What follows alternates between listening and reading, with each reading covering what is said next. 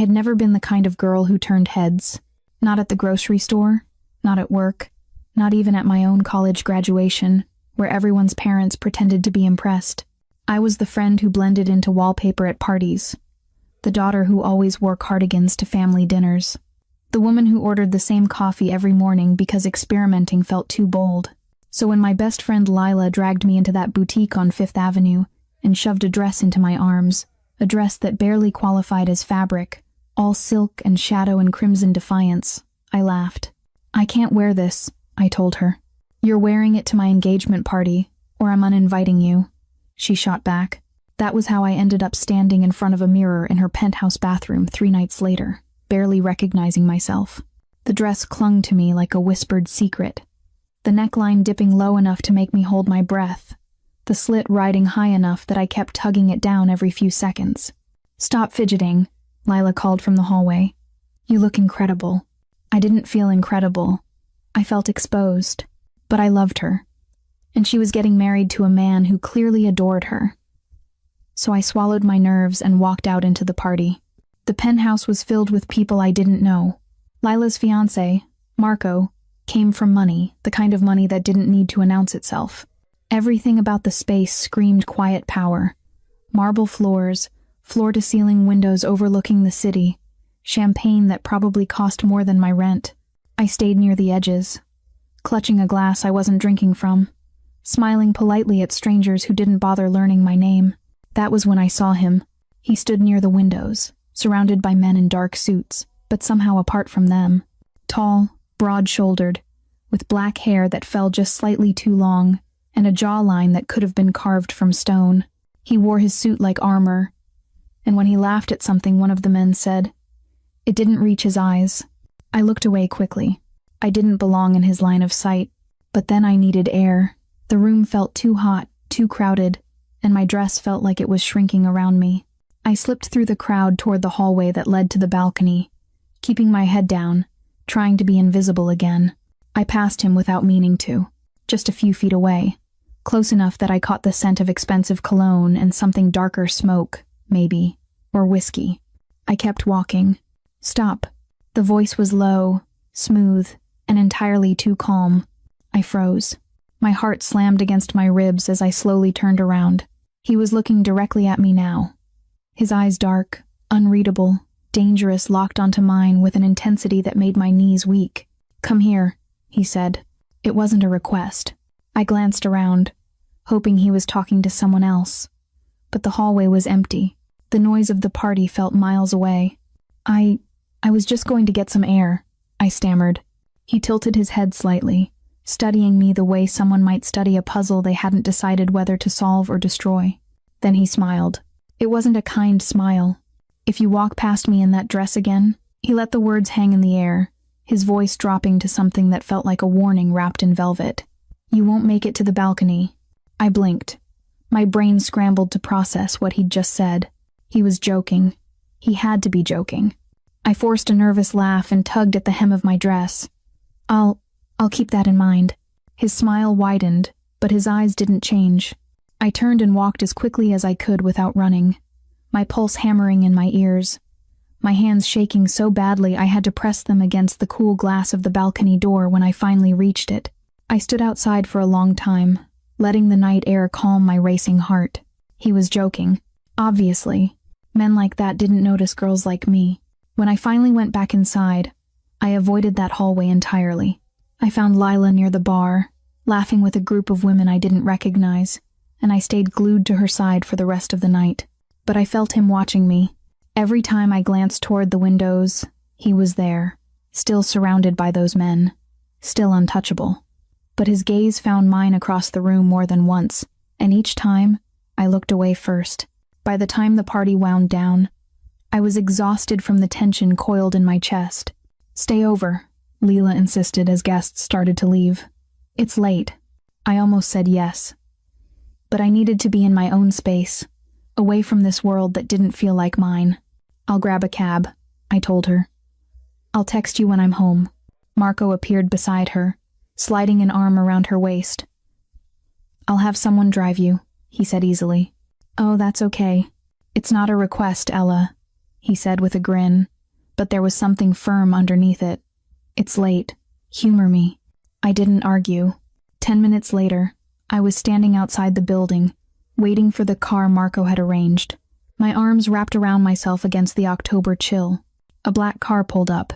Sleek, expensive, tinted windows. The driver got out and opened the back door without a word. I hesitated for half a second, then slid inside. The door closed behind me, and that was when I realized I wasn't alone. He sat in the opposite seat, one arm draped casually across the back of the leather, his eyes fixed on me with that same unsettling calm. My breath caught. What are you doing here?" I whispered.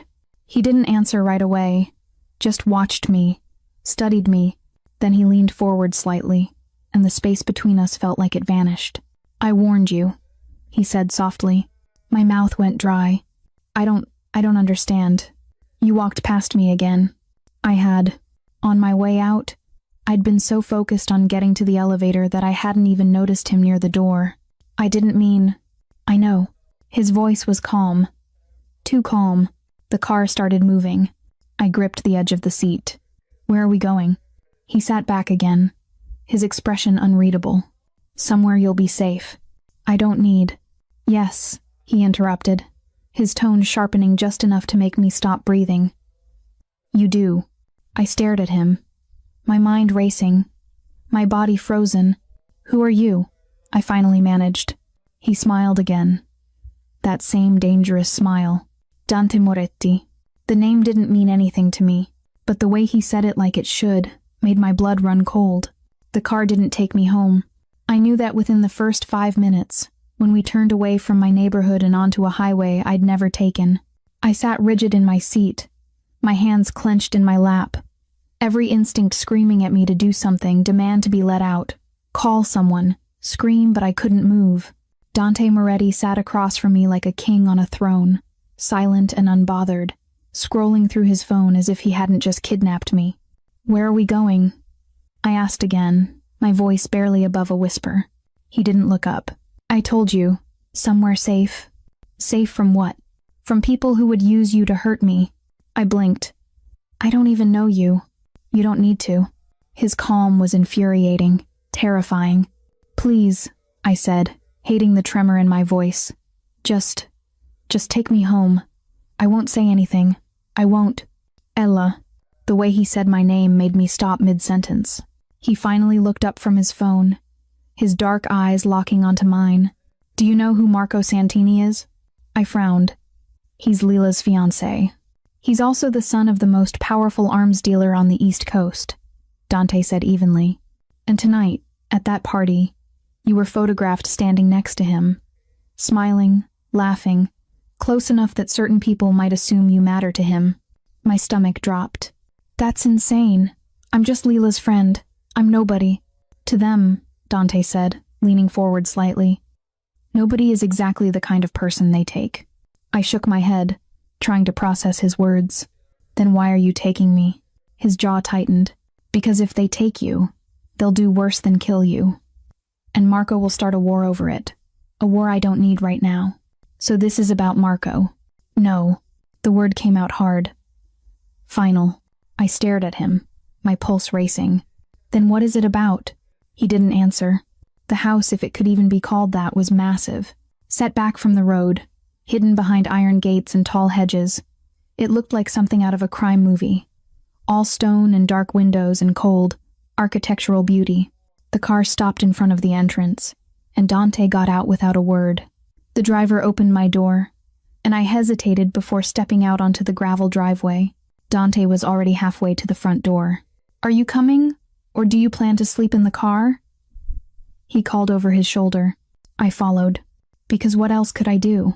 Inside, the house was just as imposing as the exterior.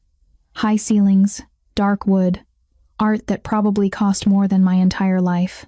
It smelled like leather and cedar and something faintly metallic that made my skin prickle. A woman appeared from a side hallway, older, stern-faced, dressed in black. "Mr. Moretti." She greeted him with a nod. "Prepare the East Wing guest room," Dante said without stopping, "and make sure she has everything she needs." The woman's eyes flicked to me briefly, her expression unreadable. before she nodded and disappeared. Dante led me up a wide staircase, down a long hallway lined with closed doors, and finally stopped in front of one near the end. He pushed it open. The room beyond was beautiful. A large bed with crisp white linens, a sitting area near tall windows, an adjoining bathroom visible through another doorway. It looked like a luxury hotel suite. It looked like a cage. "You'll stay here," Dante said. I turned to face him, my fear finally boiling over into anger. "For how long?" "Until it's safe." "And when will that be?" "When I say so." I crossed my arms, trying to stop my hands from shaking. "You can't just keep me here." He stepped into the room, closing the door behind him, and suddenly the space felt much smaller. "I can," he said quietly, "and I will. This is kidnapping. This is protection. I didn't ask for your protection." My voice broke on the last word, and I hated myself for it. Dante studied me for a long moment, his expression softening just slightly, though maybe I imagined it. "No," he said. "You didn't." He turned to leave. "Wait." He paused, his hand on the door handle. "Why do you care?" I asked. "If this is really about Marco, why didn't you just tell him? Why bring me here yourself?" Dante looked back at me, and for the first time, I saw something flicker in his eyes. Something I couldn't name, because I don't trust anyone else to keep you alive. And then he was gone. I didn't sleep. I sat on the edge of the bed, staring at the door, waiting for, I didn't know what, for him to come back, for someone to unlock the door and tell me this was all a mistake. But no one came. Eventually, exhaustion pulled me under, and I woke to pale morning light streaming through the windows. There was a tray of food on the table near the sitting area, fresh fruit, pastries, coffee, and a folded piece of paper beside it. I picked up the note. "You're not a prisoner, but you will stay, D." I crumpled it in my fist. By the third day, I'd explored every inch of the room. I'd tested the door unlocked, just as he'd said, and wandered the hallway, only to find more closed doors and silence. The house felt empty, but I knew he was here. I could feel it. On the fourth morning, I finally worked up the courage to go downstairs. The kitchen was enormous, all marble and stainless steel, and Dante sat at the island in the center, a laptop open in front of him, a cup of coffee in his hand. He looked up when I entered. "Good morning." I ignored the greeting. "I want to go home." "Not yet. It's been 4 days." "I'm aware." I stepped closer, my frustration spilling over. "You said I wasn't a prisoner." "You're not." "Then let me leave." He closed the laptop slowly, his eyes never leaving mine. "If you walk out that door, Ella, you'll be dead within 48 hours. The certainty in his voice made my blood run cold. "You're lying." "I'm not." I stared at him, searching for cracks in his calm, for any sign that this was a game, but there was nothing. "Why are you doing this?" I whispered. Dante stood, rounding the island until he was standing in front of me, close enough that I had to tilt my head back to meet his eyes. "Because," he said softly, "you walked past me in that dress." My breath caught, and I warned you what would happen. I didn't understand him. That was the problem. Dante Moretti moved through the house like a storm contained in human form, quiet, controlled, but always on the edge of something violent. He disappeared for hours at a time, leaving me alone with the stern-faced housekeeper who barely spoke. And when he returned, he was different, tense, distant, but he always checked on me. Every evening, without fail, he would appear in the doorway of the East Wing sitting room, where I'd taken to reading books from his library. He never stayed long, just long enough to ask if I needed anything, if I was comfortable, if I felt safe. I never answered the last question. By the end of the first week, I'd stopped asking to leave, not because I'd accepted this twisted captivity, but because I'd started to see the truth in his warnings.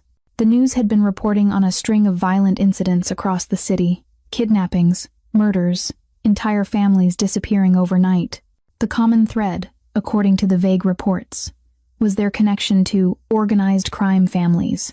Marco Santini's name had been mentioned once, briefly, before the story was scrubbed from every major outlet. I'd tried calling Lila twice from the phone Dante had left in my room. Both times, the calls went straight to voicemail. On the 8th day, I finally got a text back. Lila, I'm okay. Marco says you're safe. Trust Dante. I'll explain everything when this is over. I love you. I stared at the message until my vision blurred. That night, I found Dante in his study. The door had been open, and I'd heard the sound of ice clinking in a glass, the rustle of papers. I stood in the doorway for a long moment before he noticed me. When he looked up, his expression was unreadable. Can't sleep? He asked. I want answers. He leaned back in his chair, swirling the amber liquid in his glass. About what? About why I'm really here. Dante's jaw tightened. I've already told you. No. I interrupted, surprising myself with the force in my voice. You gave me half-truths and warnings. You said this was about Marco, but then you said it wasn't.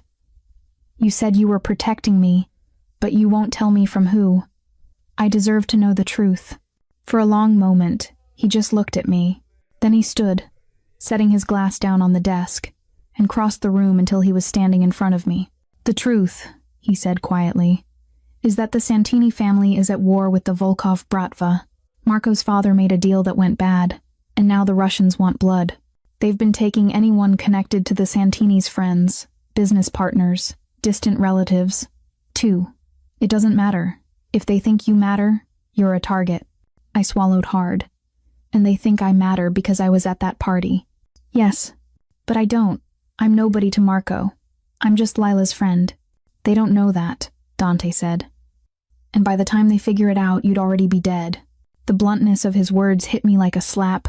Then why didn't Marco protect me? I asked. Why you? Dante's expression darkened. Because Marco is reckless. He would have put you in a safe house surrounded by armed guards, and the Volkovs would have found you in a week. I don't make those mistakes. So you just took me? Yes. Without asking. Without giving me a choice.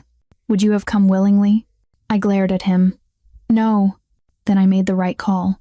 I wanted to scream at him. To tell him that he had no right, that this was insane, that I wasn't some pawn in a game I didn't understand. But instead, I asked the question that had been gnawing at me since that first night in the car. Why do you care if I live or die? Dante went very still. The silence stretched between us, heavy and suffocating. Then he stepped closer, so close I could feel the heat radiating off him. And when he spoke, his voice was barely above a whisper. Because when you walked past me in that dress, Ella, I knew you were going to ruin me. My heart stopped. What? But he was already turning away, picking up his glass again, his walls slamming back into place. Go to bed, he said, his tone cold. We'll talk more tomorrow.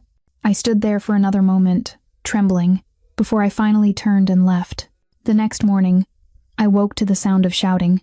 I bolted upright in bed, my heart racing, and pulled on the robe that had been left for me before stepping into the hallway. The shouting was coming from downstairs. I crept to the top of the staircase and peered down into the foyer. Dante stood near the front door, his posture rigid, his voice low and lethal as he spoke to a man I didn't recognize. The stranger was tall, broad, covered in tattoos that crawled up his neck, and he was yelling in a language I didn't understand. Russian, maybe. Dante said something sharp in return, and the man lunged forward. 3 other men appeared from the shadows, grabbing the stranger and dragging him back. I pressed myself against the wall, my breath coming in short gasps. Dante's eyes flicked up to the staircase. He saw me. For a split second, something crossed his face, anger, maybe, or fear, but then it was gone, and he barked an order to the men holding the stranger. They hauled him out the front door, and Dante followed. I didn't move until the house went silent again. An hour later, Dante found me in the library. I was curled up in one of the oversized chairs, a book open in my lap that I wasn't reading, my hands still shaking. He stood in the doorway, his shirt sleeves rolled up, a faint bruise blooming along his jaw. Are you all right? He asked. I looked up at him, my voice hollow. Who was that? No one you need to worry about. Dante. He's gone, Ella. He won't come back. But he found us. He found me. Dante crossed the room and knelt in front of my chair, his eyes level with mine. He didn't find you, he said firmly. He found me, and I dealt with it. How? His jaw tightened. You don't want to know. I stared at him, my stomach twisting. This is your life, I whispered. Violence and threats and this. Yes, and you pulled me into it, to keep you out of something worse. I shook my head, tears pricking my eyes. I didn't ask for this. I know. His voice was softer now, and when he reached out to brush a strand of hair from my face, I didn't pull away. I know, he said again, and I'm sorry. I wanted to hate him, but when I looked into his eyes, dark, haunted, filled with something I couldn't name, I couldn't. What am I supposed to do? I asked. Dante's hand lingered near my cheek for a moment before he dropped it. Stay alive, he said, and trust me. The days blurred together after that. Dante became more present and somehow more distant. He worked from home now. His study door often opened so he could hear if anything was wrong. Men came and went at all hours, their faces hard, their conversations conducted in low murmurs that cut off whenever I appeared. I wasn't supposed to see this world, but I was drowning in it. The house, for all its luxury, had started to feel smaller. The walls pressed in during the long afternoons when I had nothing to do but think, and the silence at night was suffocating. I'd tried to establish some kind of routine. Morning walks through the gardens, always accompanied by one of Dante's men, a quiet shadow who never spoke. Afternoons in the library, evenings pretending to watch television in the sitting room while Dante worked late into the night. But I felt like a ghost. On the 10th day, I broke. I found Dante in the kitchen just after midnight, leaning against the counter with a glass of whiskey in his hand.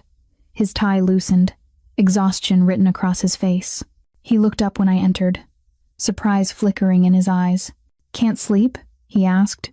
I need to get out of here. He straightened slightly. Ella, not permanently, I said quickly. Just for a few hours. Please. I'm going insane in this house. Dante studied me for a long moment, his expression unreadable. It's not safe. You have a dozen armed men here.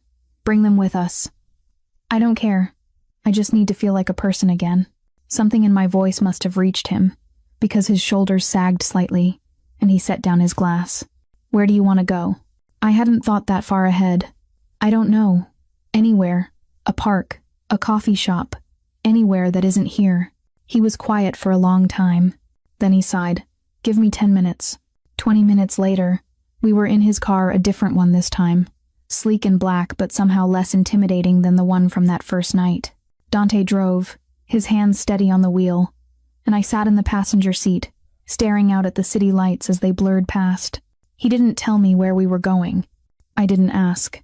Eventually, we pulled into an empty parking lot overlooking the river. The water stretched out before us, dark and endless, reflecting the lights from the bridge in the distance. Dante turned off the engine but didn't move to get out. This is where I come, he said quietly, when I need to think. I looked over at him, surprised. I didn't think you needed to think, I said. You always seem so certain. A ghost of a smile crossed his face. I'm good at pretending. We sat in silence for a while, the weight of everything unspoken, hanging between us. Why did you really bring me here? I asked finally. To the house, I mean. Not tonight. Dante's hands tightened on the steering wheel. I told you. You told me it was about protecting me from the Volkovs. But that man who came to the house, he wasn't there for Marco. He was there for you. Dante's jaw clenched. What do you want me to say, Ella? The truth. He turned to face me, and the look in his eyes made my breath catch. The truth is that I made a mistake, he said. I saw you at that party, and I should have walked away. I should have let Marco handle it. But I didn't.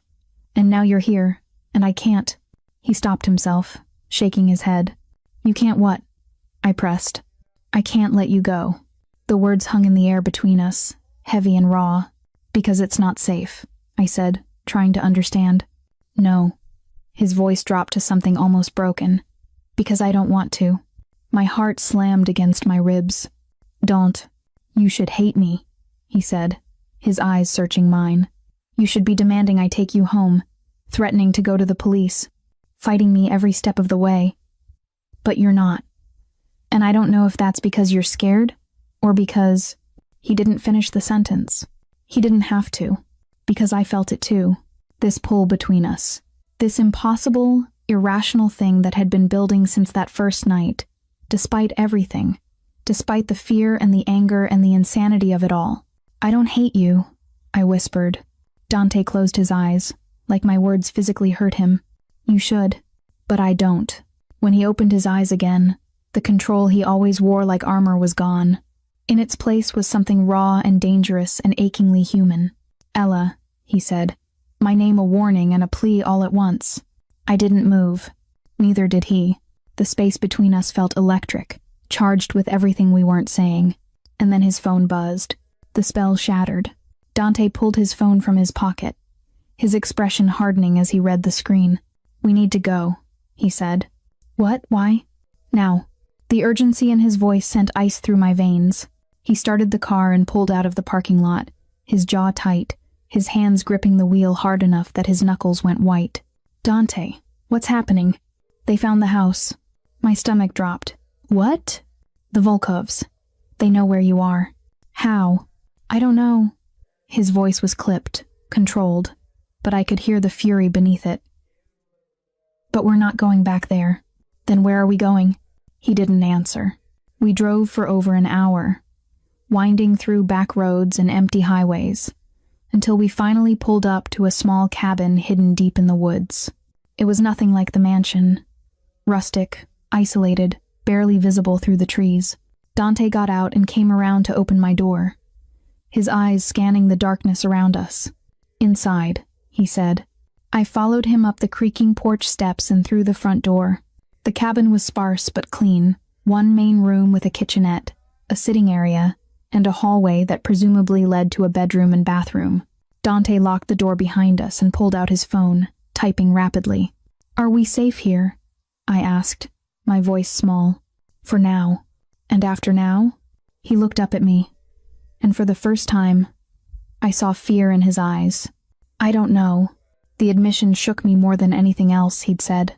Dante Moretti, the man who had controlled every moment since I'd met him, who moved through danger like it was air, didn't know. "What do we do?" I whispered. He crossed the room and took my face in his hands, his touch startlingly gentle. "You stay with me," he said. "And you trust that I will do whatever it takes to keep you alive." Tears burned my eyes. What if that's not enough? His thumb brushed across my cheek, catching a tear before it fell. "Then I'll be trying." The certainty in his voice broke something inside me.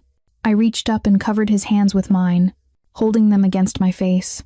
"I don't want you to die," I said. "Then we'll both have to survive." He leaned his forehead against mine, and we stood there in the dim light of the cabin, the world falling apart around us. And for just a moment, I let myself believe we could. The cabin had one bedroom, one bed. Dante didn't mention it, and neither did I.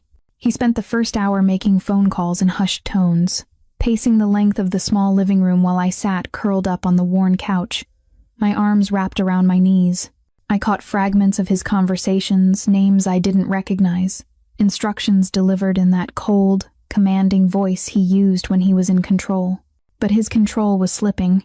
I could see it in the tension in his shoulders, the way he kept running his hand through his hair, the tightness around his eyes when he finally hung up and turned to face me. "They breached the house 20 minutes after we left," he said. My stomach turned. "Was anyone hurt?" "No. My men got out." He paused. "But they took everything. Security footage, files, anything that could lead them to us." "Will it?" "Not immediately. But we can't stay here long."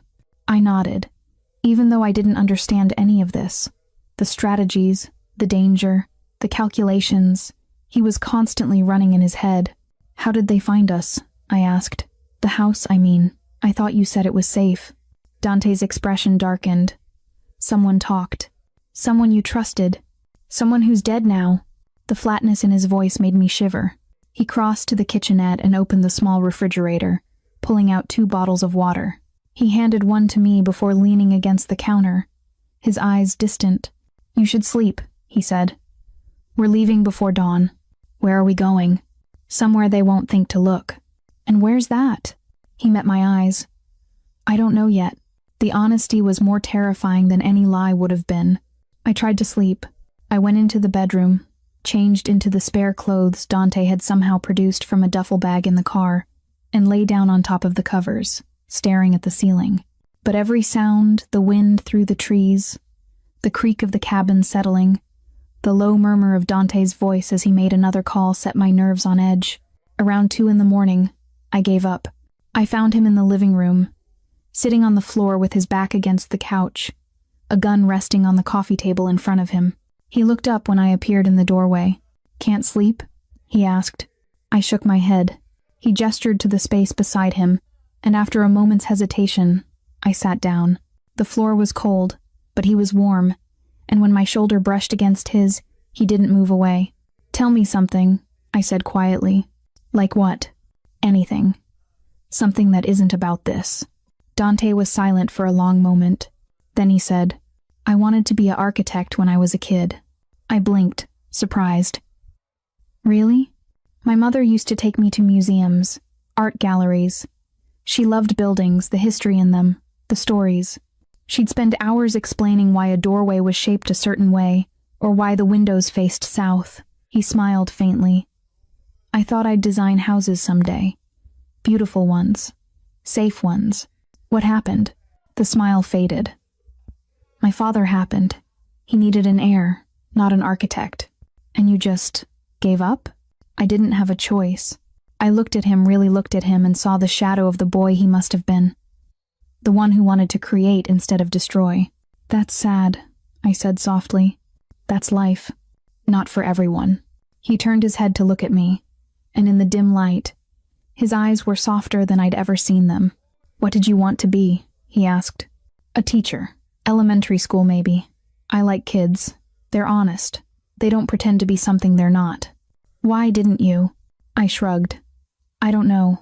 Life got in the way. Bills, rent, fear of failing, the usual excuses." "That's sad," he echoed, a hint of irony in his voice. I smiled despite everything. "I guess we're both tragic then." "Tragic," he repeated, like he was testing the word. I think that's the kindest thing anyone's ever called me.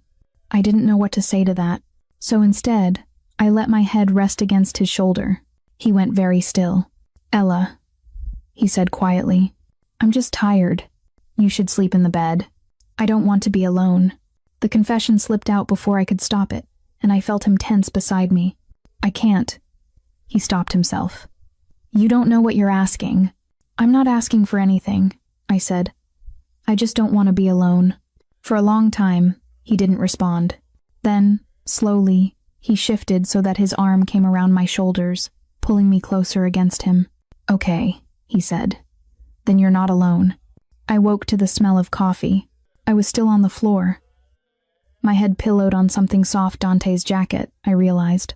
He was across the room, standing by the window with a mug in his hand, his posture tense as he stared out into the pre-dawn darkness. I sat up slowly, my body aching from sleeping on the hard floor. He turned at the sound, and something flickered across his face when he saw me. "Morning," he said. "Morning." He crossed the room and handed me his mug. "We need to leave in 20 minutes. I took a sip, black, strong, bitter, and nodded. "Where are we going?" "To someone who owes me a favor." "Is that safe?" "Nothing is safe right now, Ella." His voice was flat. "But it's the best option we have." I stood, handing the mug back to him. "Then I'll get ready." He caught my wrist gently before I could turn away. "Ella." I looked up at him. "I meant what I said last night," he said. "About keeping you alive. No matter what it takes." "I know. But if something happens, if we get separated, or if I tell you to run, you run. You don't look back. You don't try to help me. You just run. Don't. Promise me." His grip on my wrist tightened, not painfully, but urgently. I swallowed hard. "I promise." He held my gaze for another moment, searching for something, before he finally let go. "Good. Now get ready." The drive took 3 hours. Dante didn't tell me where we were going, and I didn't ask. I watched the landscape change outside the window, woods giving way to fields. Fields to suburbs, suburbs to city sprawl. We ended up in a neighborhood I didn't recognize. All narrow streets and old row houses, and Dante parked in front of one that looked just like all the others. "Stay in the car," he said. "What? No." "Ella." His voice was firm. "Stay. In. The. Car." He got out before I could argue, locking the doors behind him with the key fob. I watched him walk up to the front door and knock. A moment later, it opened, and a woman appeared, middle-aged, tired-looking, her eyes widening when she saw Dante. They spoke for a few minutes. The woman kept shaking her head, gesturing emphatically. But Dante said something low and sharp, and she went still. Then she looked past him, straight at the car, straight at me. Her expression changed, softened. She nodded once, and Dante turned back toward the car. He opened my door. "Come on." "Who is she?" "Someone who's going to help us disappear." The woman's name was Maria. She didn't offer her last name, and I didn't ask. Inside, the house was small and cluttered but warm, nothing like Dante's cold mansion or the sparse cabin. There were photographs on the walls, mismatched furniture, the faint smell of something baking in the kitchen. It felt like a home. Maria led us into the living room and gestured for us to sit. "You're putting me in a bad position, Dante," she said, her accent thick Italian. "Maybe, or something close. You know this." "I know," Dante said. "And I wouldn't ask if I had another option." Her eyes flicked to me. "She's the one they're looking for?" "Yes." "And you're sure bringing her here is smart?" "No," Dante admitted. "But it's the best I can do right now." Maria sighed heavily and sat down across from us. "How long do you need?" "A week, maybe less." "A week?" She laughed bitterly. "You're out of your mind." "Maria, I have grandchildren, Dante. If the Volkovs find out I'm helping you, they won't. You don't know that." "I do." His voice hardened. "Because I won't let it happen." Maria stared at him for a long moment, then shook her head. "You always were too stubborn for your own good," she muttered. "Fine. 1 week. But after that, you're on your own." "Thank you." She waved him off and stood. "There's a room upstairs. Second door on the left. Stay out of sight. Don't answer the door. Don't make noise. And for God's sake, don't do anything stupid." Dante nodded, and Maria left the room without another word. I turned to him. "Who is she?" "My mother's sister." I blinked. "Your aunt?"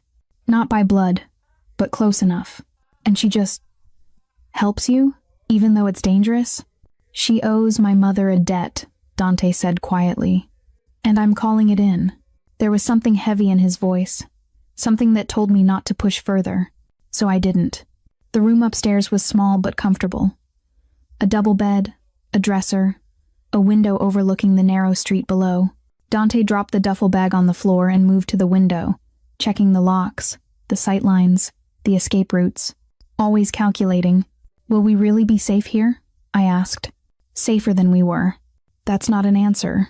He turned to face me. "It's the only one I have." I sank down onto the edge of the bed, exhaustion crashing over me in waves. "I don't know how much more of this I can take." Dante crossed the room and knelt in front of me, his hands resting lightly on my knees. "I know this is hell," he said. "I know you didn't sign up for any of it, but I need you to hold on a little longer. Can you do that?" I looked down at him, this dangerous, violent man who had torn my life apart and somehow become the only thing holding me together, and felt something crack inside my chest. "I don't know," I whispered. His hands tightened on my knees. "Then let me hold on for you." Tears burned my eyes. "Why are you doing this? Really? And don't tell me it's just about protection." Dante was silent for a long moment, his dark eyes searching mine. Then he said, "Because from the moment I saw you, I knew you didn't belong in my world, and that made me want to keep you in it anyway." My breath caught. "That doesn't make sense." "I know. It's selfish." "I know that too." "I should hate you," I said, echoing his words from the night by the river. "You should, but I don't." Something broke in his expression. He reached up and cupped my face in his hands, his touch achingly gentle. And when he spoke, his voice was raw. "Tell me to stop, Ella. Tell me to let you go. Because if you don't, I won't be able to." I should have. I should have told him to leave, to take me somewhere safe and disappear from my life. But I didn't. Instead, I leaned forward and pressed my forehead to his. "I don't want you to stop," I whispered. Dante inhaled sharply, and then he kissed me. It wasn't gentle. It was desperate and consuming and full of everything we'd been holding back since that first night. His hands tangled in my hair, pulling me closer, and I gripped the front of his shirt like I was afraid he'd vanish if I let go. When he finally pulled back, we were both breathing hard. "Ella," he said, my name a warning, but I didn't let him finish. I kissed him again, and this time, he didn't hold back. He stood, pulling me up with him, and his hands found my waist, my hips, sliding under the hem of my shirt. I gasped against his mouth, and he paused, his forehead resting against mine. "Tell me if you want me to stop," he said. I shook my head. "I don't." "You're sure?" I wasn't sure of anything anymore, but I was sure of this. "Yes." He kissed me again, slower this time, and guided me back toward the bed. Afterward, we lay tangled together in the sheets, the room dim and quiet around us. Dante's hand traced idle patterns on my shoulder, and I rested my head against his chest, listening to the steady rhythm of his heartbeat. "Are you okay?" he asked quietly. I nodded. "Are you?" "No." The honesty surprised me. I tilted my head to look up at him. "Why not?" "Because now I have something to lose," he said. "And in my world, that's the most dangerous thing you can have." My throat tightened. "Then maybe we should leave your world behind." "It's not that simple." "Why not?" He looked down at me, and the sadness in his eyes made my chest ache. "Because my world doesn't let people go, Ella. It takes and takes until there's nothing left. Then we'll fight it." "We can't fight it." "We can try." Dante pulled me closer, pressing a kiss to the top of my head. "You still don't understand what you've gotten into," he said softly. "Then help me understand." He was quiet for a long time. Then he said, "Get some sleep. We'll talk in the morning." But I knew we wouldn't, because some truths were too dangerous to speak aloud. I woke alone. The bed beside me was cold. The imprint of Dante's body, the only evidence he'd been there at all. I sat up slowly, pulling the sheet around me, and listened. The house was quiet, too quiet. I dressed quickly, my heart beginning to pound, and crept to the door. The hallway was empty, the morning light filtering through a window at the far end, casting long shadows on the worn carpet. "Dante?" I called softly. No answer. I made my way downstairs, every nerve on edge, and found Maria in the kitchen, kneading dough at the counter. She looked up when I entered, her expression unreadable. "Where is he?" I asked. "He left before dawn," she said. Didn't say where. Panic spiked through me. "He just left?" "He said he'd be back before nightfall." Maria dusted flour off her hands and fixed me with a hard look. "That boy has been carrying the weight of the world since he was 16. Don't add to it." I bristled. "I'm not trying to." "You're here, aren't you? That's enough." The sharpness in her voice stung, but I couldn't argue with it. I was a complication, a liability, and I was terrified that I was going to get him killed. The day dragged. I tried to help Maria with small tasks, folding laundry, washing dishes, but she shooed me away, insisting I stay out of sight. So I went back upstairs and sat by the window, watching the street below, waiting. Hours passed. The sun climbed higher, then began its descent. And still, Dante didn't return. By the time darkness fell, I was near panic. I went back downstairs to find Maria sitting in the living room, rosary beads in her hands, her lips moving in silent prayer. "He should be back by now," I said. She didn't open her eyes. "Then you should pray." "I don't know how." "Then learn." I sat down across from her, my hands clenched in my lap, and tried to keep the rising terror at bay. What if something had happened to him? What if the Volkovs had found him? What if... The front door opened. I was on my feet before I could think, rushing into the hallway. Dante stood in the doorway, blood streaked across his shirt, his knuckles split and raw. But he was alive. "Oh my God," I breathed. His eyes found mine, and something in them softened. "I'm fine," he said. "You're bleeding." "It's not mine." That should have terrified me, but all I felt was relief. I crossed the space between us and threw my arms around him, not caring about the blood or the danger or anything else. He stiffened for a moment, then wrapped his arms around me, holding me tight. My voice broke. "I thought you weren't coming back. I told you I would. You didn't tell me where you were going." "I know." He pulled back just enough to look down at me. "I'm sorry." Maria appeared in the doorway to the living room, her expression grim. "Did you take care of it?" she asked. Dante nodded. "It's done." "Good. Now get cleaned up before you bleed all over my floor."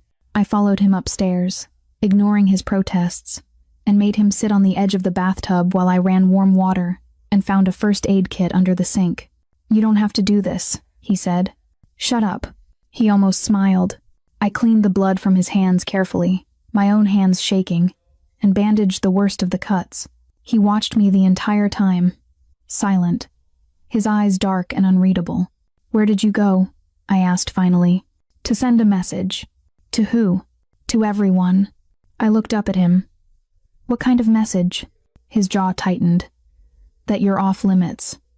That anyone who comes near you will answer to me." "Dante, I won't let them take you, Ella." His voice was low, fierce. "I don't care what it costs." Tears burned my eyes. "What if it costs your life?" "Then it costs my life." "That's not fair." "Nothing about this is fair." I set down the bandages and cupped his face in my hands, forcing him to meet my eyes. "You can't die for me," I said. "I won't let you. You don't have a choice. Neither do you."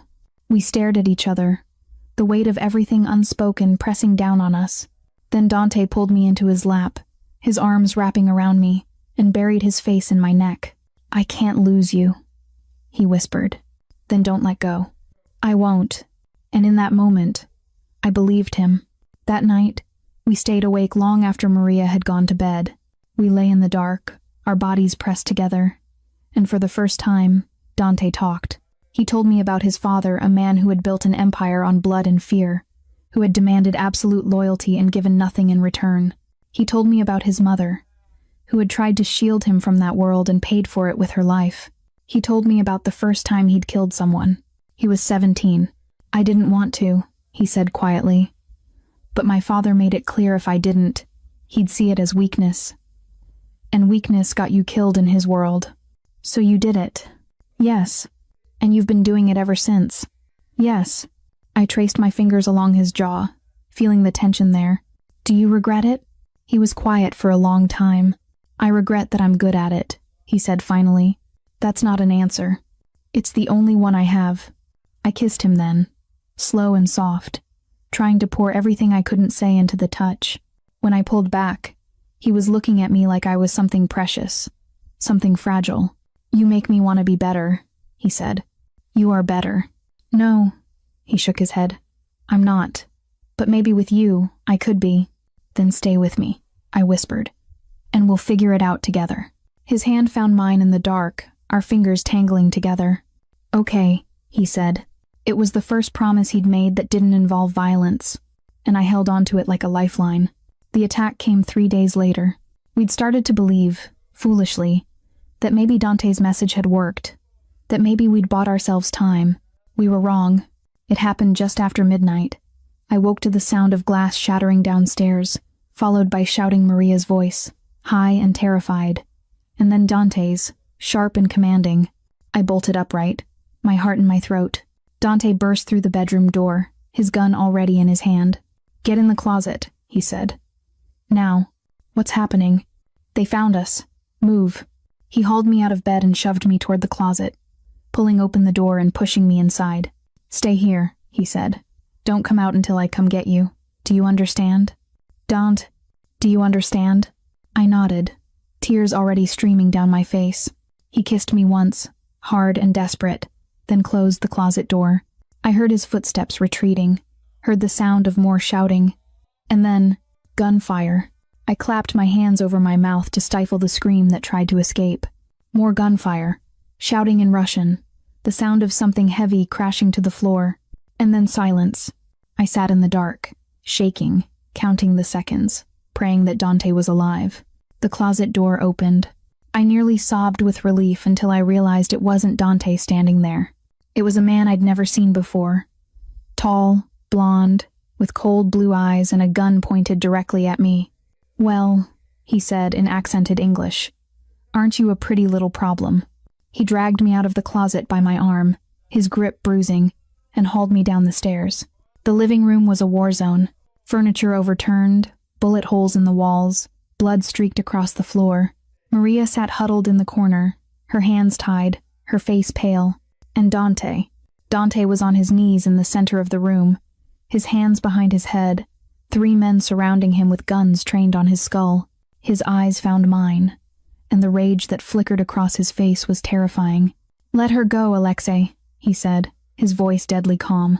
The man holding me, Alexei, laughed. "I don't think so. She's the reason we're here after all. This is between us. Leave her out of it." "Oh, but she's already in it, Moretti. The moment you decided she was worth protecting, you made her a target." Alexei's grip on my arm tightened. "And now, you're going to watch what happens to people who get in my way. Touch her, and I'll kill every single person you've ever cared about," Dante said, his tone so cold it made my blood freeze. Alexei pressed the barrel of his gun to my temple. Big words from a man on his knees. I couldn't breathe, couldn't think. All I could see was Dante, his eyes locked on mine, and the helpless fury burning in them. "Please," I whispered. "Please don't." The gunshot was deafening, but it wasn't Alexei's gun that fired. It was Dante's. In one fluid motion, he'd twisted, disarmed one of the men behind him, and put a bullet through Alexei's shoulder. Alexei's grip on me loosened, and I dropped to the floor as chaos erupted around me. Gunfire, shouting, the sound of bodies hitting the ground. I crawled toward Maria, covering my head, trying to make myself as small as possible. And then, as quickly as it had started, it was over. I looked up. Dante was standing in the center of the room, blood splattered across his face, his chest heaving. The 3 men who had surrounded him were dead. Alexei was on the ground, clutching his shoulder, his face twisted in pain. Dante walked over to him slowly, his gun still raised. "I warned you," he said, and then he pulled the trigger. Afterward, in the terrible silence, Dante came to me. He knelt down beside where I sat, still pressed against the wall, and gently took my face in his hands. "Are you hurt?" he asked. I shook my head, unable to speak. "Look at me, Ella." I forced my eyes to meet his. "I need you to be okay," he said. "Can you do that?" I nodded, even though I wasn't sure it was true. He pulled me into his arms, holding me so tightly I could barely breathe, and I felt him shaking. "I thought I'd lost you," he whispered. "I'm okay," I managed. "I'm okay." But we both knew that wasn't true. Maria refused to leave. "This is my home," she said firmly, even as Dante tried to convince her to go somewhere safe.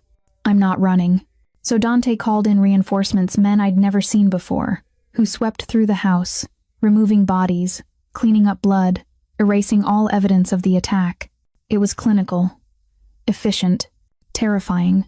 By dawn, the house looked almost normal again, but nothing felt normal. I sat in the upstairs bedroom, staring at my hands, replaying the moment Alexei had put that gun to my head over and over. Dante found me there an hour later. He sat down beside me on the bed, his presence solid and grounding. "We're leaving tonight," he said. "It's not safe here anymore." "Where will we go?" "I have a place, somewhere no one knows about." "Will we ever stop running?" Dante took my hand, lacing his fingers through mine. "I don't know," he admitted, "but I won't stop fighting. Not while you're still here." I looked at him, this man who had killed for me, who had bled for me, who had become my entire world in the span of a few impossible weeks, and made a choice. "Then I'm not going anywhere," I said. His eyes widened slightly. "Ella, I'm not running, Dante. If you're fighting, I'm staying. You don't know what you're saying." "Yes, I do." I squeezed his hand. "I'm choosing this. I'm choosing you." Something broke in his expression, and he pulled me into his arms, holding me like I was the only thing keeping him tethered to the earth. "I don't deserve you," he whispered. "Maybe not," I said, "but you have me anyway." We left Maria's house under cover of darkness. Dante had arranged everything, new identities, a secure location, a plan that he refused to explain fully because, as he said, the less you know, the safer you are. I didn't argue. I'd seen enough violence, enough death, to understand that his world operated by rules I couldn't begin to comprehend. The drive took most of the night. We traveled in silence, Dante's hand resting on my thigh, his thumb tracing absent patterns that I'd come to recognize as his way of grounding himself. When we finally stopped, It was in front of a small cottage on the edge of a cliff, overlooking the ocean. "Where are we?" I asked. "Somewhere I bought years ago," Dante said. "Somewhere I thought I'd never need. It's beautiful. It's remote. No one knows about it except me." He turned to look at me. "We'll be safe here, at least for a while." The cottage was simple but comfortable, nothing like the mansion or even Maria's house. One bedroom, a small kitchen, a living area with windows that framed the endless expanse of ocean beyond. It felt like the edge of the world. Dante spent the first few hours securing the perimeter, setting up surveillance, doing all the things that came second nature to him. I watched him from the window, my heart aching. This was his life. Constant vigilance, constant fear, constant preparation for the next attack. And I'd chosen to share it with him. When he finally came back inside, I was waiting. "Talk to me," I said. He stopped, surprise flickering across his face. "About what?" "About what happens next. About how this ends." Dante was quiet for a long moment, then crossed the room to sit beside me on the couch. "It doesn't end, Ella," he said quietly. "Not the way you want it to." "Then how?" "Best case? We disappear. Change our names, move somewhere far away, and hope they eventually stop looking. And worst case?" His jaw tightened. "You know the worst case." I did, but I needed to hear him say it. "Tell me, anyway." Dante turned to face me, his eyes dark and haunted. "Worst case, they find us, and I die making sure you get away." "No. Ella." I said no. I grabbed his hands, holding them tightly. "I didn't choose to stay with you just so you could die protecting me. I chose to stay because I want a life with you. A real life. Not this constant running and hiding. That's not possible." "Why not?" "Because men like me don't get happy endings." "Says who?" He stared at me, and for the first time, I saw something break in his expression, like he wanted to believe me but couldn't let himself. "You still don't understand what I am," he said. "The things I've done." "I don't care." "You should." "But I don't." I moved closer, until our foreheads were touching. "I see you, Dante. Not the monster you think you are, not the killer.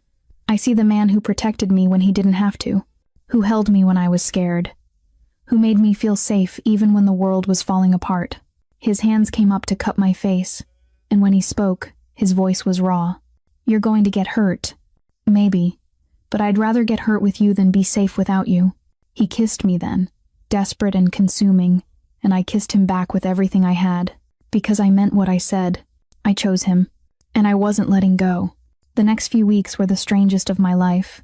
We fell into a routine of sorts, Dante, still checking the perimeter every morning, still fielding calls from people whose names I didn't know, still carrying that gun everywhere he went. But there were moments of peace too, mornings where we'd sit on the porch and watch the sunrise over the ocean, afternoons where he'd try to teach me how to cook his mother's recipes, laughing when I inevitably burned something, nights where we'd lie tangled together in bed, talking about the lives we might have had in another world. It wasn't perfect, but it was ours. And for the first time since this all began, I started to believe we might actually survive it. Then, on a Tuesday morning, everything changed. I woke to find Dante already dressed, his phone pressed to his ear, his expression darker than I'd seen in weeks. "What's wrong?" I asked. He held up a finger, finishing his conversation, then hung up and turned to me. "The Volkovs are calling for a truce," he said. I blinked. "What?" "Marco brokered a deal. They're willing to let this go, let you go in exchange for certain concessions." "What kind of concessions?" Dante's jaw tightened. "The kind that don't matter. What matters is that you'll be safe." Relief flooded through me, so intense it made me dizzy. That's good, right?" "Yes." But something in his voice made me pause. "Dante, what aren't you telling me?" He crossed the room and took my hands in his. "The truce comes with conditions. You can go back to your life, but I can't be part of it." My stomach dropped. "What?" "If they see us together, the deal is off. You'd be a target again. So you're saying..." "I'm saying you get to go home, Ella. You get your life back, your safety, everything. Without you. Without me." I pulled my hands free, shaking my head. No, I'm not doing that. "Ella, I told you I wasn't leaving. I told you I chose this. And now I'm giving you a way out, Dante said, his voice firm. Take it. What if I don't want to? That's not your choice to make. Anger flared hot in my chest. Like hell it isn't. Ella, listen to me. No, you listen. I stepped closer, my voice shaking. I didn't survive all of this just to walk away from you now. I don't care about the truce. I don't care about the conditions. I care about you. And I care about you staying alive, Dante said, even if that means I can't be with you. Tears burned my eyes. That's not fair. I know. I hate you for this. I know that too. He pulled me into his arms, holding me while I cried. And I hated that even now, even when I wanted to scream at him, his touch still felt like home. I love you, I whispered against his chest. He went very still. Then, quietly, he said, I love you too. It was the first time either of us had said it. And it felt like goodbye. The arrangements were made within 48 hours. Marco himself came to the cottage flanked by guards, his expression unreadable, and explained the terms of the truce in detail. The Volkovs would consider the matter closed. I would be untouchable. But any contact between Dante and me would void the agreement. She goes back to her life, Marco said. You stay out of it. That's the deal. Dante agreed without hesitation. I wanted to scream. They gave me 2 days to say goodbye. 2 days that felt like both an eternity and no time at all. Dante and I spent them memorizing each other the way he took his coffee, the sound of my laugh, the feel of his hands in my hair. We didn't talk about the future, because there wasn't one to talk about. We just existed. On the last night, we lay in bed together, neither of us sleeping. I'm going to find a way back to you, I said. Ella, I don't care how long it takes. I will find a way. Dante turned to face me, his eyes searching mine in the darkness. You deserve better than this, he said. Better than me. I don't want better. I want you. He kissed me then, slow and achingly tender, and I tried to memorize everything, the taste of him, the warmth of his skin, the way he held me like I was something precious. If things were different, he started. They're not, I interrupted. But maybe someday they will be. Maybe. Neither of us believed it. Marco came for me at dawn. I dressed slowly, putting off the inevitable, and when I finally walked out of the bedroom, Dante was waiting by the door. We didn't say anything. There was nothing left to say. He pulled me into his arms one last time, and I held on to him like I could stop time if I just held tight enough. I love you, he whispered. I love you too. And then I had to let go. They took me back to the city, back to my apartment, which looked exactly as I'd left it weeks ago, untouched, frozen in time, like none of this had ever happened. But everything had changed. Lila came to see me the day after I returned. She cried when she hugged me, apologizing over and over for not warning me, for not protecting me, for dragging me into that world. I forgave her, because it wasn't her fault, and because, despite everything, I couldn't bring myself to regret it. Weeks passed, then months. I went back to work, saw my friends, tried to rebuild the life I'd lost, but it felt hollow. Every morning, I woke up reaching for someone who wasn't there. Every night, I lay awake wondering if he was safe, if he thought about me the way I thought about him. I told myself it would get easier. It didn't. 6 months after I left the cottage, I came home to find an envelope slipped under my door. No name, no return address. Inside was a single piece of paper with an address written in handwriting I recognized, and underneath it, 3 words, "When you're ready." My hands shook as I clutched the paper to my chest. He was giving me a choice. Stay in the safe, normal life I'd rebuilt, or walk back into the darkness with him. It took me 3 days to decide. 3 days of weighing the risks, of remembering the fear and the violence and the constant uncertainty. 3 days of remembering the way he looked at me, the way he held me, the way he made me feel alive. On the 4th day, I packed a bag. I didn't tell anyone where I was going. I just left. The address led me to a small house on the outskirts of the city, unassuming, quiet. I stood on the porch for a long time before I finally knocked. The door opened, and there he was. Dante stared at me, his expression cycling through shock, disbelief, and something that looked dangerously close to hope. "Ella," he breathed. "I told you," I said. my voice steady despite the tears streaming down my face. I told you I'd find a way back. You shouldn't be here. The truce. I don't care about the truce. They'll come after you. Then we'll deal with it. Together. Dante stepped forward, his hands cupping my face, his eyes searching mine. Are you sure? He asked. Once you walk through this door, there's no going back. I've never been more sure of anything in my life. He kissed me then, and it felt like coming home, like everything I'd been missing for the past 6 months suddenly clicking back into place. When he finally pulled back, he rested his forehead against mine. This won't be easy, he warned. I know. We'll have to be careful. Strategic. We'll always be looking over our shoulders. I know. And there's a chance. I know, I interrupted. But I'd rather have a dangerous life with you than a safe one without you. Dante smiled, a real smile, the kind I'd only seen a handful of times. Then come inside, he said. And I did. Epilogue 1 year later. We never did disappear completely. Dante still had ties to his world obligations he couldn't walk away from. People who depended on him. And the Volkovs, true to their nature, never fully let go of their grudge. But we learned to navigate it. We moved 3 times that first year, always staying one step ahead. We kept a low profile. We built a life in the spaces between the danger. It wasn't the fairy tale I'd dreamed of as a little girl, but it was ours. And some nights, when we'd sit on whatever porch or balcony we were currently calling home, watching the sunset, Dante would pull me close and whisper, I still can't believe you came back. And I'd smile and tell him the truth. I never really left, because the moment I'd walked past him in that red dress, the moment he'd warned me what would happen if I did it again, my fate had already been sealed. Not by force, not by fear, but by choice. And I'd choose him 1,000 times over, even knowing how it would end, even knowing we'd never be truly safe. Because love, the real kind, the dangerous kind, isn't about safety. It's about finding the one